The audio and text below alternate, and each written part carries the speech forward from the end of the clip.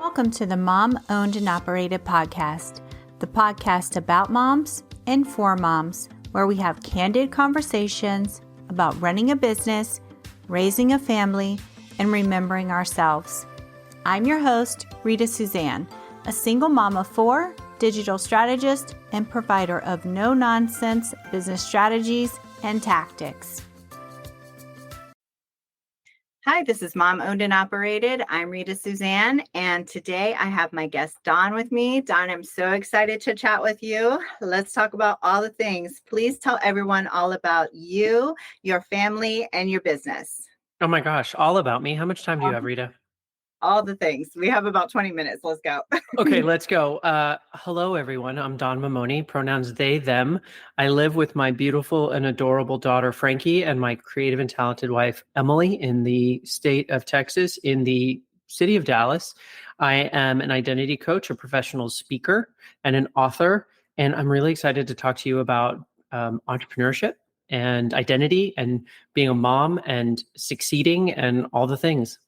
Love it. Love it. So what we want to talk about first is success. Like, what is your one service that or product that you have that's been a game changer for you in your business? So let me just first say that Emily and I have been entrepreneurs for the better part of 2 decades. So going on about 20 years, we've owned a photography business. We do large corporate and nonprofit events. And I would say that in that particular business, our huge realization was in 2012, when we rebranded our company, we understood and appreciated the fact that authenticity in our marketing and creating an offer that basically decommodified what can be considered a commodity. Okay. And so let me explain what that means. When you're a photographer, I think some people look at you and they're like, okay, so you have a camera and you take a picture. And when they do that, and that's all they see, then you suddenly become a commodity, which means that you put all the photographers who have a camera and take a picture up on a shelf. And suddenly, what is the common variable amongst them all? You're the cheapest. Your work's good enough and you're the cheapest. We're going to buy you. And so what Emily and I realized all those years ago was, if we created a unique product, if we created a special experience, then people would look at us and stop saying, oh, so you're just a photographer. They would understand that we provided a service above and beyond, and that we had artistic talent and experience that was above and beyond, and therefore they would then pay above and beyond. And so suddenly people would start saying like, oh yeah, you think you want a photographer, but what you really want are the Mamones. And so in that side of my life and in my entrepreneurship, that was my answer there. When it comes to being an identity coach and a professional speaker, I think what it really boils down to for me is that, once again, I didn't want to just be anything. I wanted to be a linchpin and a catalyst in people's lives where they walked away completely transformed. And so I think I was endeavoring upon doing a little bit of this and a little bit of that. And I've found, and we're going to talk about this, I'm sure later, Rita, I've found clarity and focus in everything that I do on this side of my business. And what that means is I find people that are in desperate need of support in uncovering and unleashing their maximum potential. And that's all I do. And I do it in a very niche level, and I do it very personally. And it's always sort of really driven towards that unique individual. And that has made all the difference. I love all of that. I especially love the productizing your service, because I feel like a lot of service-based businesses feel like that. And I also love how in your business now, you're really honing in and helping people really get that clarity that they need, because that, I think, is what a lot of people struggle with in general, not just not just in business. Okay, so what is your biggest source of revenue in your business right now? So for the photography side of our business, it's large corporate and nonprofit events. Emily and I have really focused our time and attention on providing a service for corporate planners and large entrepreneurs, businesses that are doing really big events. We have become an extension of their team that goes above and beyond photography. We really are a subject matter expert for them. And so we'll do multiple large conferences in a week or a month that are, 4,000 and 5,000 people, 4 and 5 photographers on the ground. And so that tends to make up the largest part of our revenue. For my coaching and speaking brand, it is definitely corporate speaking opportunities in which I have the opportunity to educate them and inspire them to embrace authenticity in their workforce, and one-to-one coaching, where an entrepreneur will come to me, Rita, and be like, I am just stalled out. Typically, it's not the brand new entrepreneur. Right. It's somebody who's been hustling and grinding and found some success and or has kind of found great success, but doesn't feel fulfilled or feels like they've put themselves in a place where they're doing a job that they've chosen, right? Entrepreneurship is a choice, just like any other. They've chosen it, but they don't really love it, and they feel kind of backed into a corner. So those are the two things that I do the most that are the most lucrative for us. I love that. So how did you get into the corporate events? Is it just through networking and just making connections? Because obviously those are going to be the most lucrative source of income. So it's funny because I'm a big believer in both the nuts and bolts and the hearts and flowers in business. And when I coach people, I talk about that, right? The nuts and bolts are what you do and how you do it. The hearts and flowers are who you do it with and the ways in which you enrich your experience as an entrepreneur and in your day-to-day life as a business owner, but also for your client. And so what I found was we were doing a lot of weddings and social occasions, and we loved everything about it, Rita. Literally everything. It was a dream come true right up until it wasn't. And I think a lot of people kind of say, well, whether it's a dream come true or not, this is where I'm at. This is what I do. And I said to Emily, Emily, I think that for the wedding side of our business, I'm starting to get complacent, or I'm starting to get frustrated with not even the wedding day. I mean, that was what it was, but I think it was more about the marketing and the sales process and the saturation in the marketplace. So what I started to do was when my heart and my brain talks, I listen. And I said, I'd really like to expand on our corporate side. I really want to work with companies and businesses, and I want to do more of that. And so what we did, and I know you talk a lot about marketing and finding your ideal client. I've figured out who that client was. Right. And I figured out how to find them. And then I started marketing to them much more ambitiously and aggressively. And it's really beautiful what started to happen. Our business might have been 80-20, right? Weddings and corporate. And then suddenly it was 70-30. And it just kind of continued that. And then there was a point at which I said, you know what, Emily, we just didn't book a wedding on a day because we kept raising our price, which basically meant we started doing less of them. Right. And we didn't book this one client. It was a bride. And she said, we just decided to go a different direction. It was, I think the art, it was a little bit different than what we wanted and blah, blah. I'm like, oh, that's great. I found out about a week later that if we had booked that wedding, we would have lost out on a 7-day corporate incentive destination project in Costa Rica. Wow. And I said, Emily, that's it. This is the universe's way of telling me that we don't do weddings anymore. And I said, so we'll serve the brides that have hired us and the couples that have hired us. But after this, right, it's done. We're not doing any more weddings. And that was in, I think, 2015 or 2016. So we're going on a decade now of doing largely this. And I think that to answer your question in a slightly roundabout way, when you're an entrepreneur, you get to listen to your heart and you get to listen to your mind and what it's telling you and not feel like you're just doing what you do.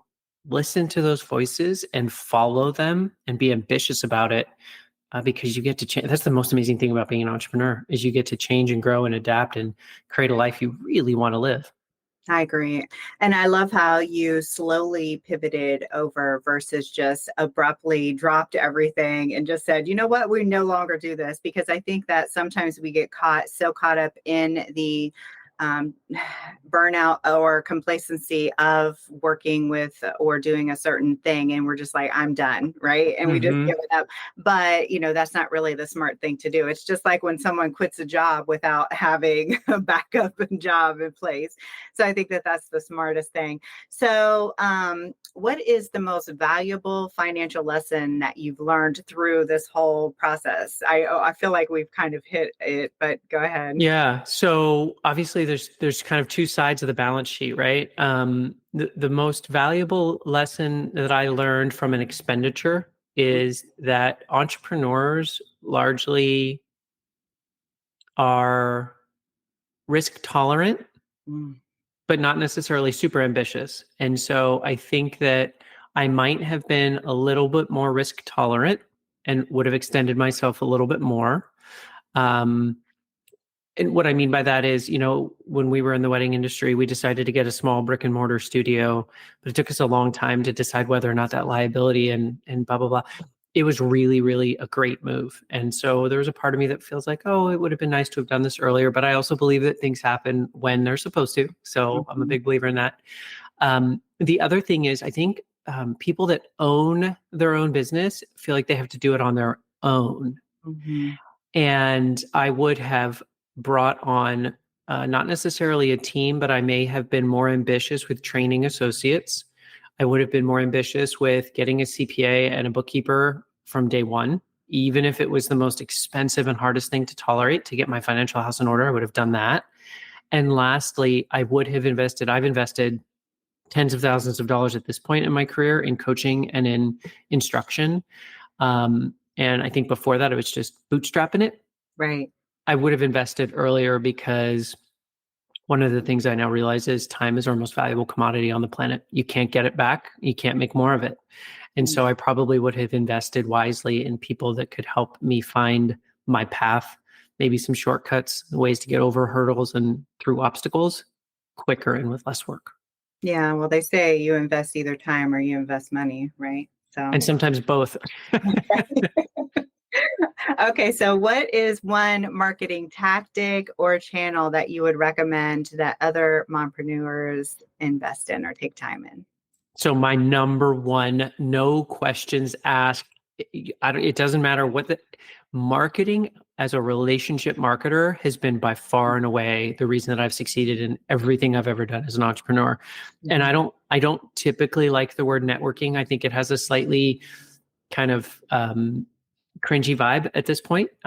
So I say relationship marketing because I believe genuinely in the power of relationships. And so I think that in the advent of social media and the digital online space that is oftentimes like the wild, wild west where there are no rules. And when there are rules, those rules are changed or unfair, or they move the goalpost and all those types of terrible analogies about feeling like you make one step forward and 10 steps back. I've been parts of associations. I've sat on boards of directors.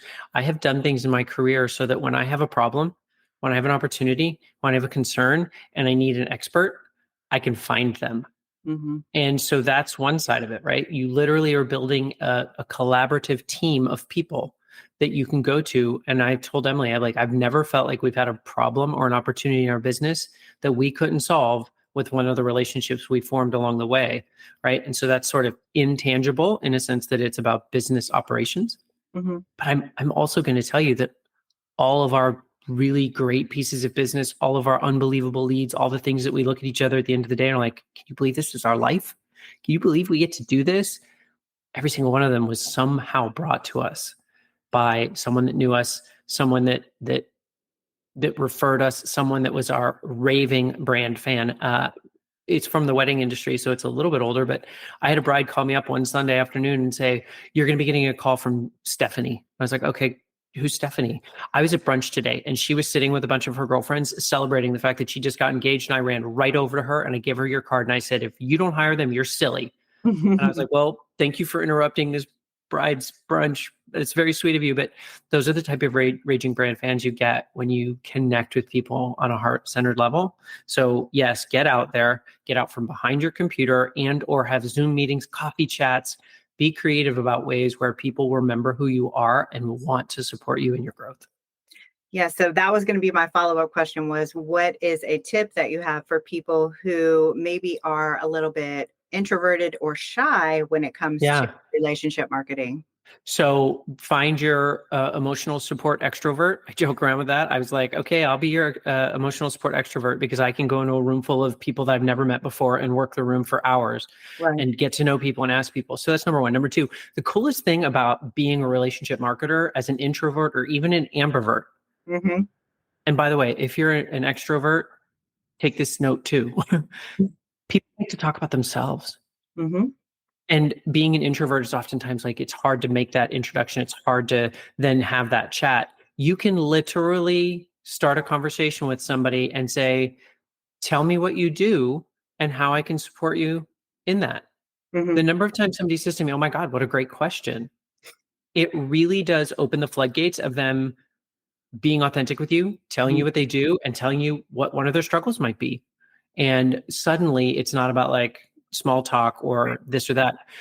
Those are definitely the things that's in person. And I really want to tell you the number of people that I've met that take my business card and say, oh, I'm going to send you an email, that never follow up, Mm-hmm. that friend me on LinkedIn or Facebook or one of the other social medias, and I literally never hear from them again and wouldn't be able to pick them out of a lineup. It's way too often. So Right. that's the other thing I'm going to encourage you to do is find what works for you. I have gone so far as to, like, when I meet people that I know I want in my orbit, I will literally send them a Starbucks gift card and be Mhm. like, hey, let's have a coffee chat. The coffee's on me. Love that. And then they'll schedule a Zoom meeting through my Calendly. If you don't have a Calendly or an Acuity, or not even Google Mail has it, where people can pick time on your calendar that you get to set up and you still own your time. Don't worry. Mm-hmm. Do that and just have a coffee chat calendar and have them sign up for 15 or 20 minutes.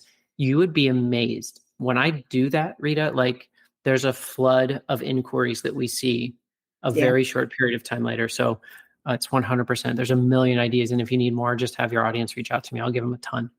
Yeah, I think that that's a great idea, especially the Starbucks thing, because I think that takes the pressure off of them. And then almost they feel obligated, right, to be in kind to Yep. sit down with you, especially if it's someone you feel like you really need to make the connection with them.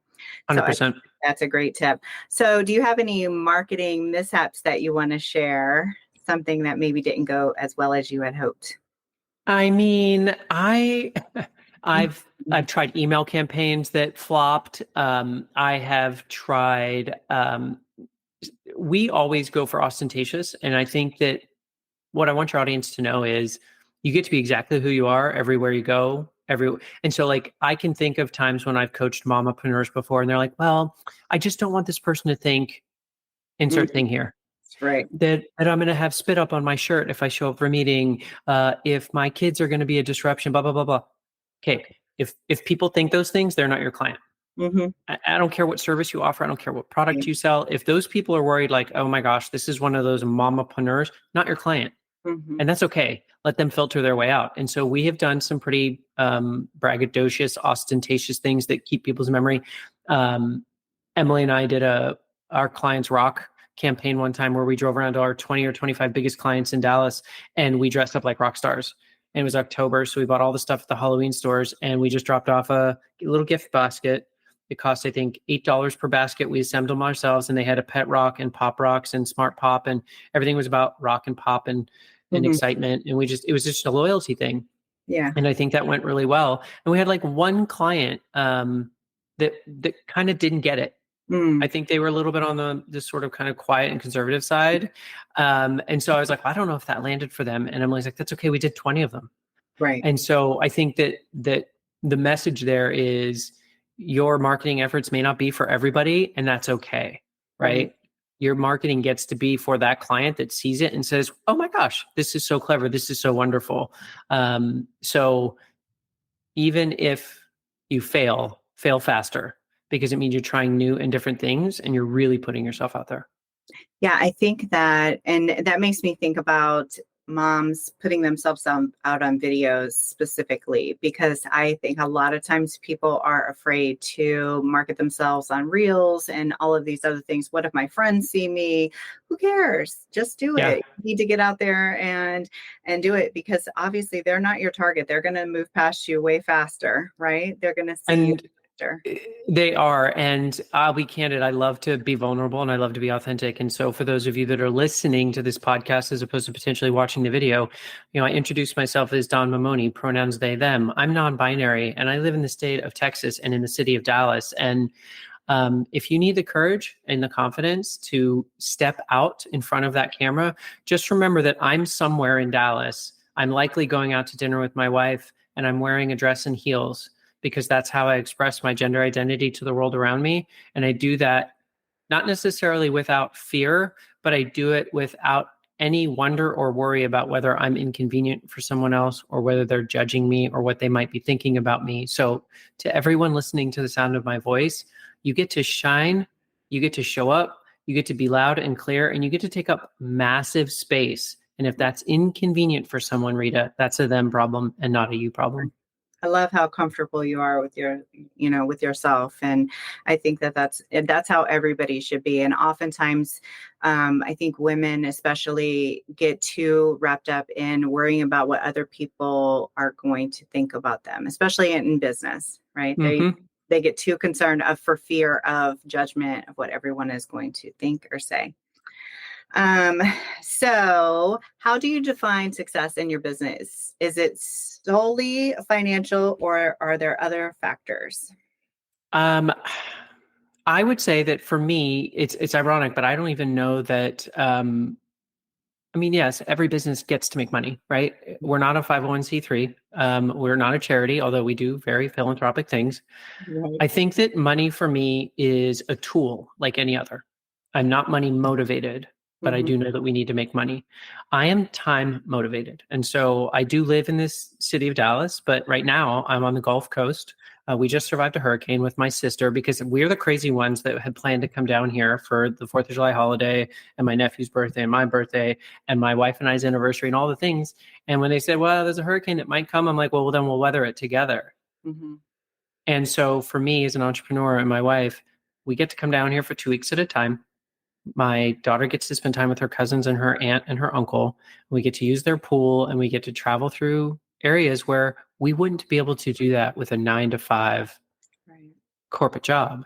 And so for me, success is sort of creating a life that we genuinely love to live. Now, would I love to make a little more money so I could do some more things and give some more away and have more impact? I would. And I continue to strive for that. But also I get to create impact on people's lives. And I get to do that in a way that I'm not working 15-hour days and never seeing my daughter and all those types of things. And so for me, and I think so often the reason that moms become entrepreneurs and people that I've coached is it's that bridging that gap, right?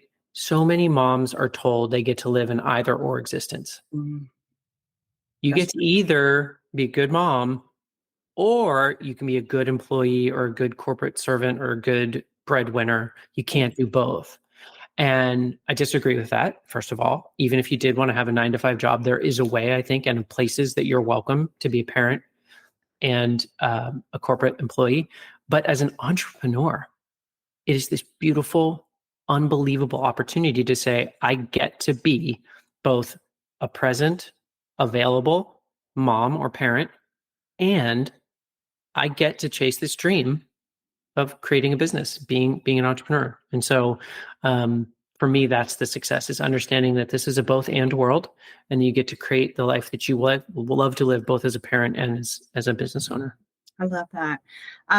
So what is one tool, app, software, something that you're using that's kind of streamlining your life right now that you would love to share with us?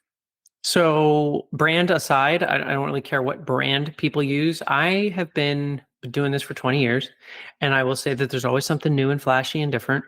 I believe that some of the most important things is about relationships.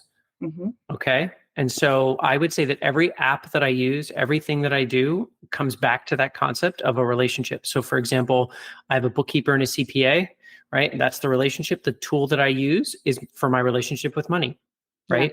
And so I have, if you don't have Xero or QuickBooks Online or whatever it is, you get to, because you're setting the stage now for the future you, right? The you that is a 7-figure entrepreneur doesn't use a spreadsheet to track their expenses and their income. They use a bookkeeping and CPA management software. If you are going to have clients, You get to create the best possible experience for them. I had people in photography, if you're listening to this podcast and you're a photographer, we've used Pixieset for the last like 10 years. And for those, Rita, that aren't photographers, it's an image management and hosting software, but it also is a studio manager and it has a website builder and all these things. And it's grown over the last 12 years. When I bought it, it was one of the most expensive on the market. Okay. And people are like, you're so silly. You're so silly. Why would you spend all that money? And I said, because of all the ones that I've tested as a consumer, this is the best. This creates the best experience for my customer. This has the best feature set for my customer. And I believed them when they say that they were going to be advancing it forward. And now people are moving to it in droves because they really are the best on the marketplace. I'm willing to invest because I realize that when you create something for this customer, right? So having a CRM management system, I can tell you when it was inquired, when it booked, how much it booked for, how far out it booked. We track our demand, all those things. So really, it's not which specific app you're using, but to understand that every business, every single one gets to invest early in something that manages their money because of their relationship with money, something that is the deliverable for their client because of the relationship with their client, the relationship with themselves, right? I do use productivity software and journaling and note-taking software. So I think the moral of the story here, and probably you're like, Don, just give me an answer. But I genuinely believe that people think that I can't afford that. Right. You can't afford not to do it. And I can guarantee you that when you get your house in order and everything is streamlined and people are like, my gosh, this person got back to me fast and I have the deliverable I want and blah, blah, blah, it pays for itself very quickly. I mean, even when I first started, one of the first things that I invested in was FreshBooks. And I remember, and I use QuickBooks now, and I couldn't imagine trying to run a profit loss. I mean, you can't like you said, you can't run a report off of a spreadsheet, but every month you should be looking, and I tell my clients, you should be looking and see what products or services are making you the most money and then making decisions on it. Are you going to keep this or you're going to move to something else? Anyways, I remember one time having an argument with somebody over the internet, telling them that it was not professional for them to be invoicing out on a Venmo or something like that. And I'm like, business owners should not be doing this. This is not professional at all. It works, but I think, and it works for maybe the side hustle and maybe that's great. But if somebody's, and I think that that's important to acknowledge, right? Like I believe that everybody's journey and path is different. And I think that there are many different paths to getting to where you want to go. But I think that most people that are coaching into a successful career, right, as an entrepreneur would say that there are certain things you do up front, right? You register a URL, you make sure you have an email that's associated with that URL. So mompreneurs, if you're out there and you still have like creativekitten@gmail.com, like I get it. Tech is hard, but it's one of those things. That's why they do it. But yeah, you can still use Gmail. You just go sign up for workspaces through Google, and you still can use your Gmail, and it's still possible. And like you're saying, it's frustrating to me when I see them at Gmail, and these were coaches that were using Venmo as their preferred payment portal, and I couldn't believe it. And like, these were successful. Those were air quotes if you're not watching. Okay, I'll move on. So what are you reading or listening to right now? It doesn't, oh my goodness, business related, but So I'd like to tell you an anecdote because I'm a storyteller. I'm an author. I'm 50,000 words into my first ever book, which is very exciting for me. I'm hoping to have it in edit and maybe published by the end of the year, but we get to acknowledge that writing a book is quite the undertaking. And I was working with a business coach, which, again, one of the ways in which I know I'm genuinely serious about creating a change or accomplishing and being committed to something is when I outlay money. Right. So if you're a member of this audience, you're like, I can't afford that. Sometimes it's the catalyst you need. Right. So I told Emily, like, as we go into 2024, I've been talking about writing a book. I had put down maybe 10 or 20,000 words over time. And I said, this is going to be the best, coolest Google Doc for the rest of my life if I don't pay someone to make sure this gets published. And so I did. And I was telling her, like, I'm struggling. When I hit about 40,000 words, I was like, I am feeling all the things that every mompreneur has ever felt. Right. I feel like I'm an Overwhelmed. imposter. I'm Mm. overwhelmed. Who's going to even read this? Why are they going to read it? I walked into a bookstore and I was like, look at all these books. Like, I'm literally putting a pebble of sand on the beach of life. Like, and she's like, okay, you need to stop writing and start reading. Mm. And I was like, okay. And she's like, she has all these little cool habits and things about using a writing prompt to get you going and asking yourself a question and answering and then just keep going. None of it was working. I was like, and admittedly, Rita, a lot of what I'm writing is very emotionally driven. And so I think that there's an intimidation and a bit of unpacking that's happening. Anyway, I set a goal to read 24 books in the year, which is a pretty big jump from where I had been. Right. And I have read every different type of book you can imagine because I'm reading differently now. Mm. I'm reading not only to consume the content, I'm reading and I'm looking at the way the person writes and whether I'm enjoying it or not. And times when I'm like, I'm getting kind of bored here. And what that did was the more I read and the more things that I liked or didn't like, the more it pushed me to get back to my written page. And so in the last 6 months, I have read a book called The Last One, which is like a thriller that someone recommended me that I would never have read in a million years. Yeah. Right now, I'm back-to-back reading memoirs by a memoirist by the name of David Sedaris, who's really a wonderful author by way of like you read it and you feel like you're in his childhood bedroom living life with him, Nice. which a lot of my vibe is going to be about that in my book. And so I feel like, oh, cool. Okay. I get to learn from this. And then business and entrepreneurial, for those that you are interested, there is a psychologist by the name of Dr. Benjamin Hardy.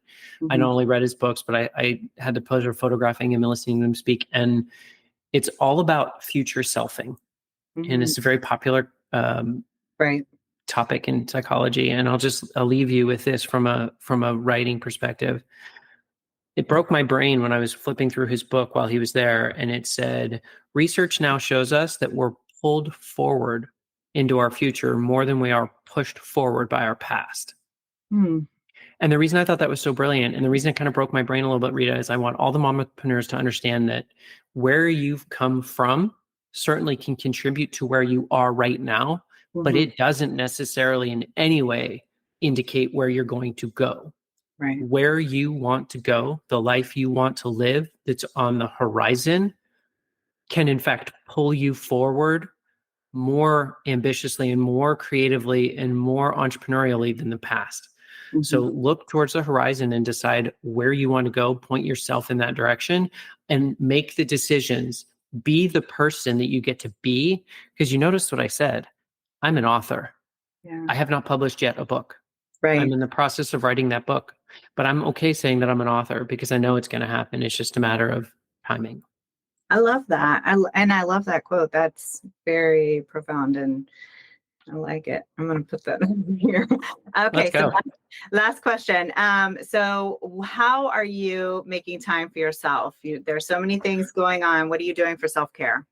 So I am a big person that is into energy and exercise and things. And so I have committed to closing my rings every day, which I know is super cliched right now and kind of cringy to even say, but like I really do. I got a walking pad for my room because it's 112 degrees in the shade in Dallas.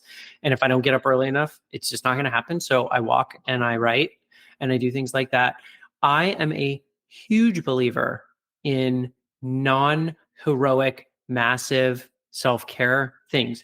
Yes, take a spa day, take it all, go for 12 hours and disconnect from the internet and leave your spouse and your kids behind and spend the entire day on you.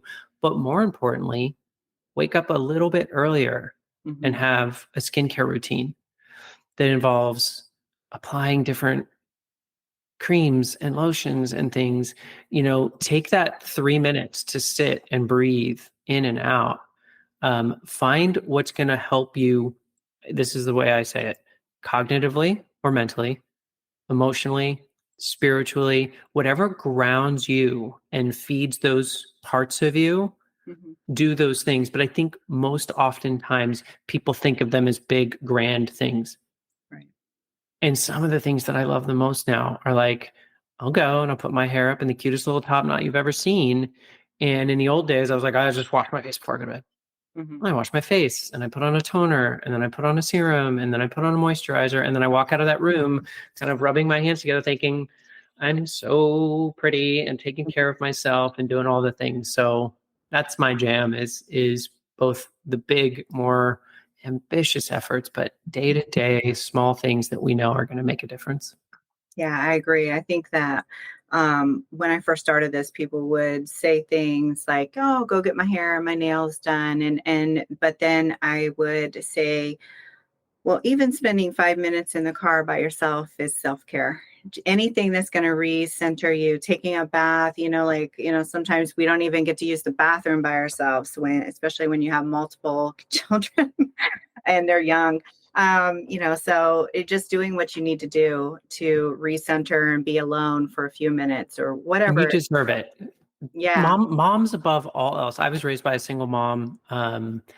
Like moms above all else. I have such a deep, deep respect for them and have supported them. And I got to speak at a conference last year that was all mompreneurs, and the challenge they have disconnecting from the obligations of that identity, that part of their identity, um, is heartbreaking, Mhm. and admirable at the same time. It is so admirable that I sort of developed an ability to see, but more than ever, that if you're not good to yourself, you're not going to be good to others. And so I cannot say with more enthusiasm how much I love and respect moms and how much I believe them so deserving of their own time, their own abilities to care for themselves.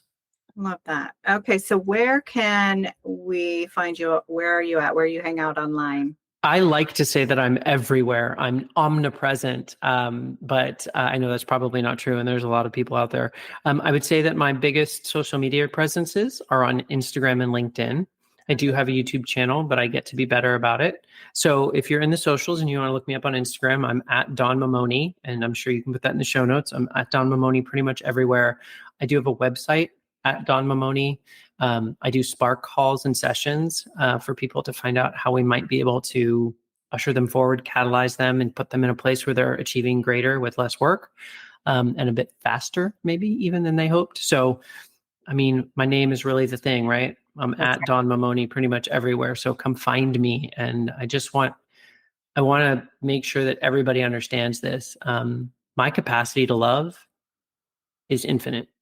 And so right. I think it's really fun when I tell people that my job on this planet is to create change and impact with the spoken and written word. And so what I want to speak into the universe now is I bet you every one of the people that's listening to this podcast struggles or wants to be seen. And I just want them to know that I want the opportunity to see them and to know them and that I love them for everything they're doing and everything they're creating in the world. Oh, so sweet. Thank you so much for being a guest. It's been such a pleasure. I appreciate it. I appreciate the opportunity to share my story and to help your audience. And I hope it does just that. Thank you. And there you have it. I want to encourage you to remember that being a mom who runs her own business is not easy. We all struggle, but just keep moving forward and don't forget to make time for yourself. As moms, we are usually the first thing to go to the bottom of the list. If your business is overwhelming you and you need real solutions, not just some sugar-coated suggestions, apply to work with me at ritasuzanne.com/apply.